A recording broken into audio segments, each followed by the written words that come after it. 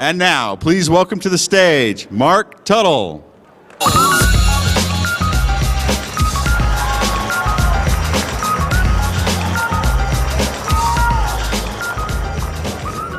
Well, here we are again. Good morning, everyone. I guess it's afternoon now, right? Did you guys enjoy the first day of SOE Live yesterday? We're going to ramp things up considerably this morning. So I want to welcome all of you here. We are in the Celebrity Ballroom for a rather auspicious occasion. I also want to welcome, by the way, the folks on Twitch that are watching from around the world. And let's hear it for Twitch, sure. Now, I was watching social media last night, and I noticed some real interesting trends that were popping up. A lot of people were talking about wanting to see this as it happened, wanting to be a part of this so they can remember where they were when they got their first eyes on EverQuest Next. How many of you remember the first day you started playing EverQuest? It should be everyone, right? So what we want to do is we want to make sure that you have that feeling again. And I think when you see what the team has to present today, you're absolutely going to agree that this is a day you will probably not soon forget in your gaming career. Now, before we get to the good stuff, I want to talk a little bit about EverQuest. So over the last couple of months, we have asked you guys to tell us what EverQuest means to you. Now, in that time, we've received hundreds of videos with your stories, your personal EverQuest stories. We've seen stories about friends made, relationships formed. We've seen stories that are funny. We've seen stories that are enlightening.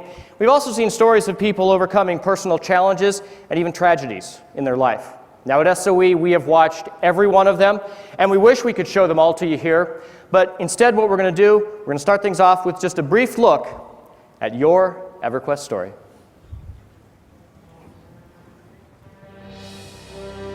This is my EverQuest story. My name is Ben O'Neill, and this is my EQ story. And this is my EverQuest 2 story. Hi, my name is Christopher. And my name is Chelsea. And this is our EverQuest story. My EQ story is that EverQuest was actually my first experience on the internet.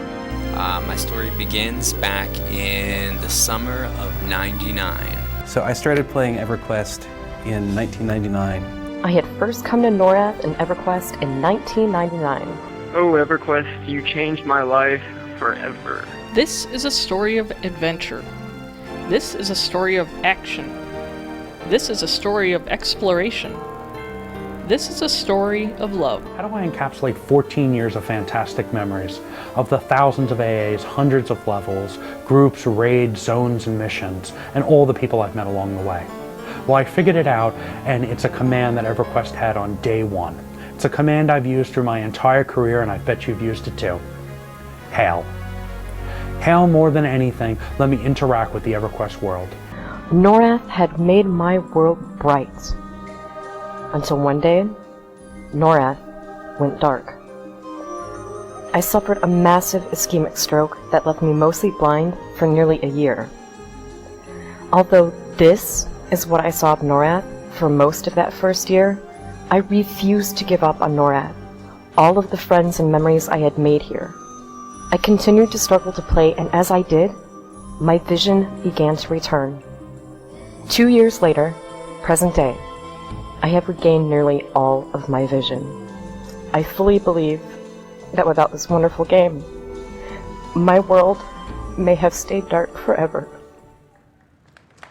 I was living in Chicago in a little one-bedroom apartment, and I went to the game store and said, hey, what's a good game that everyone's playing? They're like, oh, this game just came out. It's called EverQuest. And I'm like, okay. He's like, but you need the internet for it. I'm like, oh yeah, I've been meaning to get the internet. So let me try this game. And of course, I called my cable company, got internet, and started playing EverQuest, and immediately was totally immersed in the game. Was amazed at the giant world, all the great things that you could do and see, and became a big fan right away. We decided to meet up in real life and go out on a date. One thing led to another over the next year, and on December 11th of 2011, we got married. Now, who here remembers the old rhyme that we used to use while we were in elementary school? First comes love, then comes marriage, then come the parents pushing the baby carriage. Well, that rhyme exists for a reason. And on January 18th of this year, Dane was born. No, not that Dane. This one.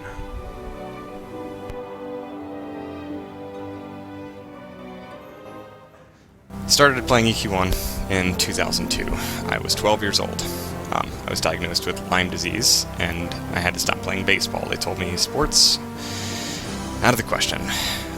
So my friend showed me EverQuest. He showed me how to play. I found out that the gist of the game was that you run around and you attack stuff.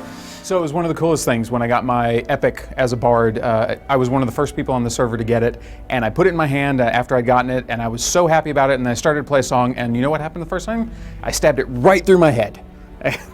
So for those of you that played the game, that was one of the biggest things that bards complained about, so I made sure that when I came to the company to work here, it was the first bug I actually fixed at the company. So I always remember the day when he called us over to his computer and said, "Hey, check this out. This is where the barbarians live." And it blew us away that he was just in this grassy, hilly area in this cave fighting these, dog gnolls, slaying them, and then he'd go through the little tunnel and he'd be out in this snowy tundra. And at that time, that was just mind-blowing because this game was so epic. I remember leading some of my closest friends into the city of Cabalus, where the Ixar live, and praying that my invisibility spell wouldn't wear off as we tried to find the sewers and defeat the evil vessel Droslin. And I'm running towards the tree line, and I'm thinking, that's it. I'm done for.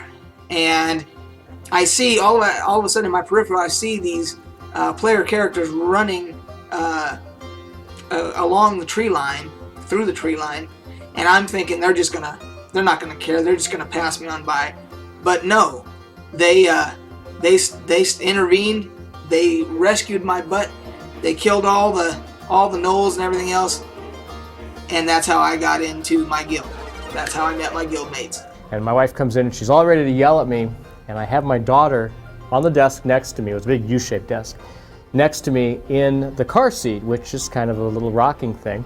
And with one hand, I'm rocking my daughter, and she's just quietly sleeping away while I'm killing orcs. And the other hand, I'm using the mouse and the keyboard and killing. And my wife looked at me, and she's like, "What are you doing?" I said, "I'm watching the daughter, and I'm getting some loot over here. Is there a problem?" And she just kind of looked at things over and said, "No, I guess not," and walked away. So proof that you can do both at the same time, folks. Next thing I know, I got a message from the #1 guild in the world.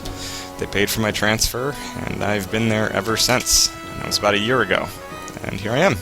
I am that guy. I'm Marigoth Memorandum, #1 paladin in the world. Out of nowhere, a high elf paladin showed up, and she said this, and I'll never forget. She said, "I understand who you," she says, "I know who you are, and I understand what you do, and I respect that. So I'll give you a choice. Either jump into the water or dive in my sword." Now, this was an actual interesting proposition, because if we jumped into the water, there was a huge shark in there waiting to eat us. So the last second, I decided to jump into the water with Newtman. But at the same time, I sent my pet to go ahead and keep the shark busy while we swam away to safety. So, some interesting adventures, but that is my EverQuest story. That's my EQ story. And that's my story. So, at the start of this video, you asked, what is my EverQuest story? Well,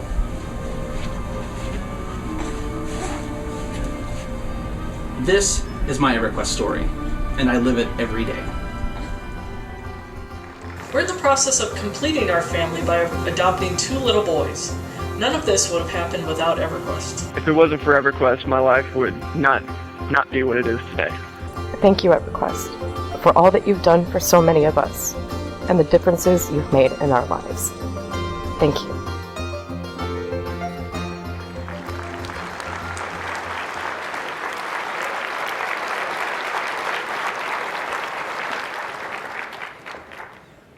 Wow, the day is here. Can't tell you guys how excited we are to share this moment with you guys. It means more to us that our #1 fans are here, assembled in this ballroom, to watch the unveiling of something that is a real passion and a dream for us to have made.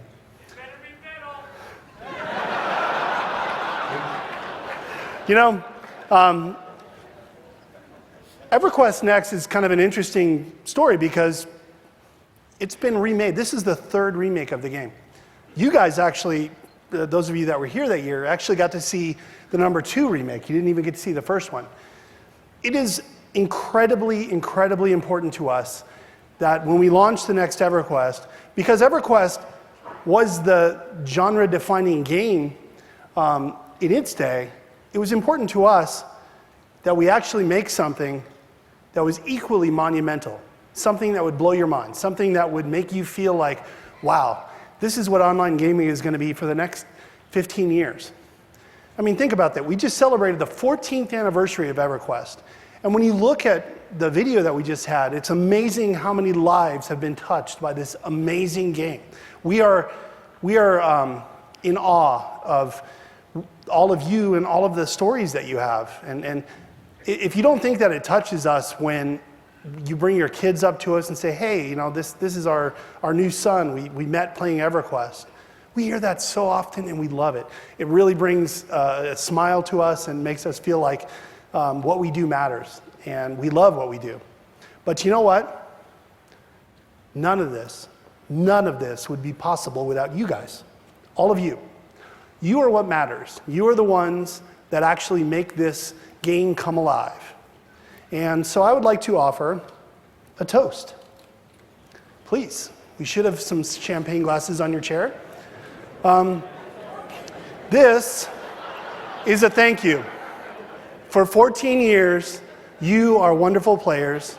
I would like to say thank you very much and toast you all for your dedication to this amazing game. And here's to the next 14 years. Cheers.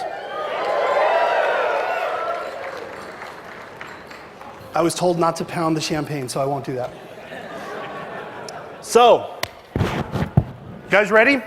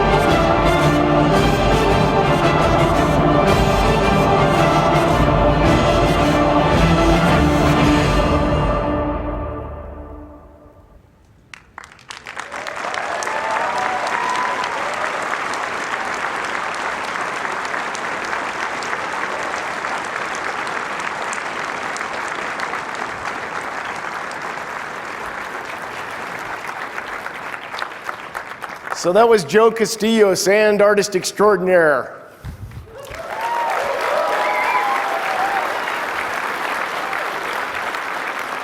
See, we were serious about it being a sandbox game.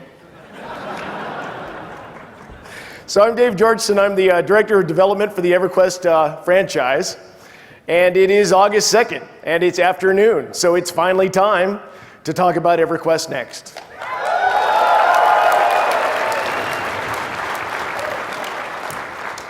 As most of you know, it was about 2 years ago that SOE decided to reboot its EverQuest Next project in favor of striking out in entirely new directions. What we didn't tell you at the time was why.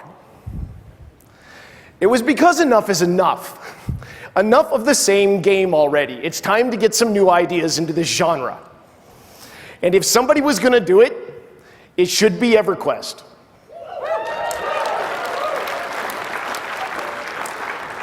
Again. So we spent the first 6 months brainstorming out what we might be able to do, how far we could go, and what sort of limits we might have. And as we talked, the ideas started to piece together into a whole that was, well, it was really intriguing to us. So we spent the next year prototyping, trying to figure out which of our crazy ideas might actually work. And the cool thing was most of them did. So we're at the point right now where we're building something that's both heroic and social. We've taken everything we know about games and MMOs in general, and we're fusing the best parts into an original shape, well, that we hope will create triumph and passion in the gamers that play it. And that's you guys. So let's talk about that game. And the way that I want to start talking about that game is by talking about the world of Norath. When we decided to build this game and to take it all the way down to its core and start all over again, we decided to go ahead and do that with everything, including the lore. So we've taken a tip from, what they've done recently with the Star Trek franchise. J.J. Abrams kind of retooled some stuff. And what we decided to do was to maintain the names and the places and stuff that you've come to love over time, but tell new stories, interconnect them in different ways. So that as you explore through EverQuest Next, as you explore through this new Norath, you're constantly finding stuff that will surprise and amaze you.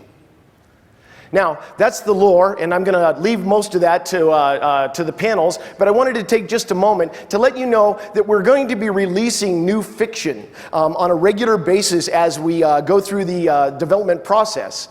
And in fact, later today, the first of these stories will appear on the website, EverQuestNext.com.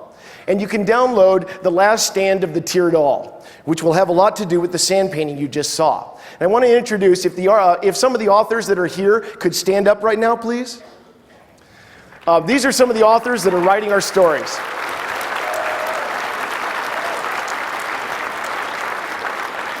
In fact, they'll be outside and you can talk to them after the show here. Maxwell Drake wrote the first story. Thank you, guys. Anyway, so you also want to see what the game's going to look like. Well, to tell you how the game is going to look, I want to start with concept art. And in fact, the first concept pieces that I'm going to show you, some of them are areas that you know, and some of them will be new. The first area that I'm going to show you, the first two areas, are going to be subterranean concepts. This first one is a painting of what it might look like underneath Everfrost. Now, as you can see, we were doing treatments of color and lighting and things like that. And when we pushed this concept over to Lavastorm, it looked like this. Now, of course, we didn't just do subterranean stuff. We went for overground stuff too, of course. And this is how Lavastorm will look overground. And we figured that as long as you were going to call it Lavastorm, well, it ought to, have a lava storm once in a while. So that's what we're doing, and we're going for a much more dynamic, exciting look, and more adventurous as you go through it. We also want to concentrate on finding really epic grandeur moments as you move through the world. You'll keep finding things that are just majestic and mighty. We're doing remakes of areas that you haven't seen since the original EverQuest. This is the way Oasis will look. And this is a good shot of Firot. Now, you're going to be seeing a lot more of Firot today as we go through it. But I also wanted to let you know that we're bringing new areas to the game as well. This is a concept painting of Ashfang. And, just to prove that we actually have been doing something for the last couple of years, I'll show you a couple of screenshots here before we get to the actual game. This is the way Ashfang looks in the game right now.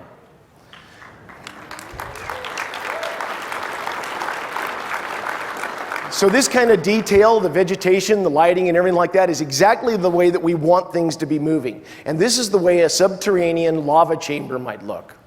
In fact, does look in the game. Now here's a sweet one. This is the way Firot looks. And we really like the lighting. But I don't want to just show you still screenshots. Of course, you all want to see what the game looks like inside the game. So this is the game. We're going to run you through some flyovers and stuff before we start to show you action. The first fly through is of Ashfang. So this is the way the game looks as you move through it right now. As you can see, we're doing a lot of detail, the rock strata, the lighting, everything like that. One of the wonderful things about working at SOE is that we get to utilize the technology that other people have created before us. And so we're using the Forge Light engine that was created for PlanetSide 2 in this game. Of course, it's been heavily modified, but you can see that the lighting and the details and stuff as you go through the game are incredible adventure experiences.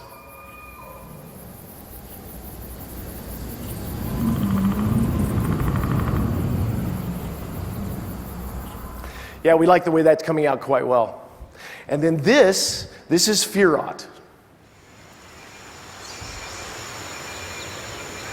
The lighting through the trees, the feeling of a heavy humidity, all of these things contribute to an adventuring experience where you never know exactly what's going to be over the next rise or what's through the next archway.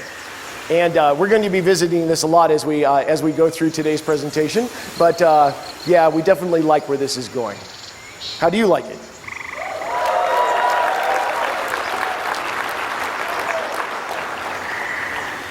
Great. Well, then I'll show you a little bit more of our tech. We, of course, have a really cool time of day system, and that has some really huge benefits as we're adventuring through the world. Here's a shot of that. So this is all time sped up so that we can show you the whole day as it progresses. But you can see that as the sun moves through the sky, the lighting changes all the way around the world.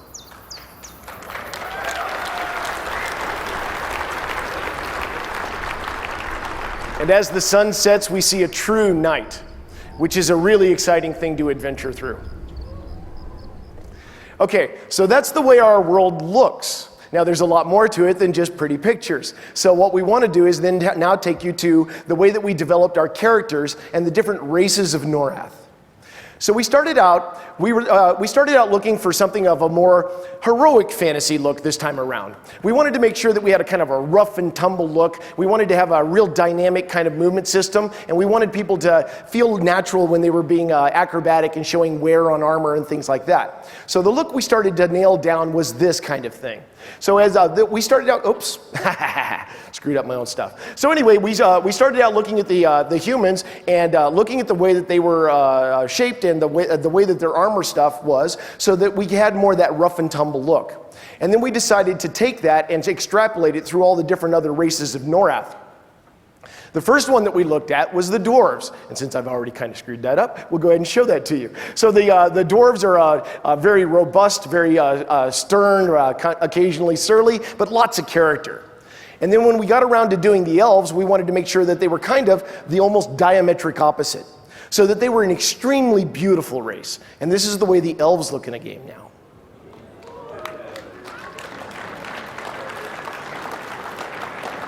We wanted to make sure that dark elves had their own look, very distinctive, and so we gave them some really deep lore also, which we'll talk about more in the panels. And this is the way dark elves look in the game.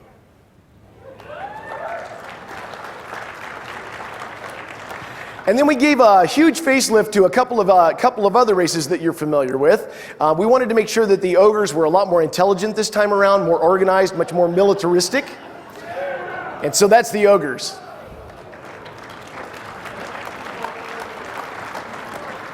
And then I'm only going to show one more race for right now, but I wanted to show you the way the Karens have been remade. Some of you have seen, of course, the Gabor painting, but this is the way that the more lionish Karens look inside the game now. And you'll see that in action in a few minutes. So then we wrapped around back to the humans again, and we finalized the look and feel of the way that their features were. Because one of the things that we wanted to do was make sure that this was a really robust role-playing game. That the people that like to do machinima or messing around with their friends and having fun and telling jokes and stuff like that could show that expressiveness on their face. So we took care to exaggerate a couple of the features that would allow you to see that kind of expressiveness even at a distance. The eyes, the mouth, they're exaggerated just slightly. And when you trigger manual emotes or use SO emote, you get this kind of expressiveness range inside the game.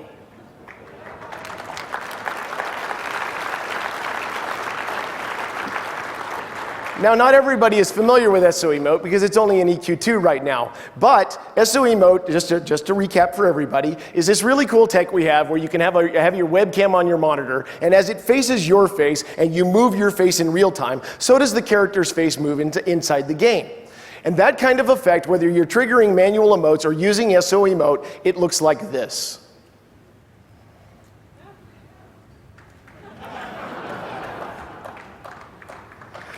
And I think you'll see that expressiveness like this just does not exist in any other game. There you go. Okay, so that's the way our faces looked, and that's the way that our characters looked, but we needed to make sure that you had lots of good gear, lots of great ways to express the way that you want to look. So in EverQuest Next, the way that you look is entirely under your control. If you decide that what you want is a chainmail bikini, then that's what you can wear. If you want full plate or you want really cool clothes, that's what you can wear also. So we have developed a system by which we could create all kinds of stuff at a really rapid rate and at a very high detail level. We think that we like where that's going. And when you take that kind of detail level and you combine it with cloth and hair movements, you get this kind of effect and the characters start to really come to life.